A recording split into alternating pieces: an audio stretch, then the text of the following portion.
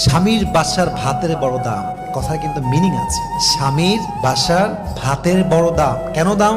স্বামীর বাড়ির ভাত খেতে হলে স্বামীর খোঁটা সহ্য করতে হয়, স্বামীর মায়ের খোঁটা সহ্য করতে হয়, স্বামীর বাবার ডিসরেসপেক্ট সহ্য করতে হয়, স্বামীর বোনের খোঁটা খেতে হয়, অনেক অসম্মান হজম করতে হয়, স্বামীর গালি হজম করতে হয়।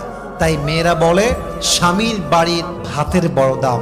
আমি কথা বলবো, কথা সত্য, তবে একটা কথা অ্যাড করতে হবে। যদি আপনার স্বামীর বাড়ির ভাতের দাম এত বেশি মনে হয়, তবে মাথায় রাখবেন বিয়ের পরে স্বামীর বাড়ির ভাতের দাম যে পরিমাণ বেশি, আপনার নিজের বাপের ঘরের ভাতের দাম তার চেয়ে বেশি। বুঝবেন, জাস্ট তালাকটা নিয়ে বাসায় যাবেন, তাহলে বুঝবেন। জাস্ট তালাকটা হোক, বাসায় যান, 3 মাস থাকেন, 4 মাস থাকেন, 5 মাস থাকেন, স্বামী নাই তালাক হয়ে গিয়েছে, তখন বুঝবেন স্বামীর বাড়ি ভাতের দাম বেশি নয়, এখন তো মনে হচ্ছে বাপের বাড়ি ভাতের দামই বেশি হয়ে গিয়েছে। ঠিক কিনা বলেন?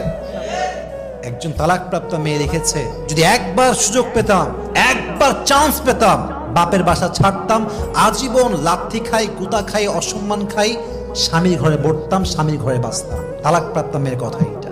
অতএব মাথায় রাখতে হবে, যদি স্বামীর অবদান স্বীকার করতে না পারেন, স্বামী খাওয়াচ্ছে, স্বামী পড়াচ্ছে, যা হোক, তা বাসায় রাখছে তো, যাই হোক কারেন্ট বিল দিচ্ছে তো, যাই হোক খাওয়াচ্ছে তো, নুন পাত পান্তা ভাত যাই হোক খাওয়াচ্ছে তো, স্যাক্রিফাইস স্বীকার করেন যে স্বামী আপনি যা করছেন এনাফ, এনাফ ফর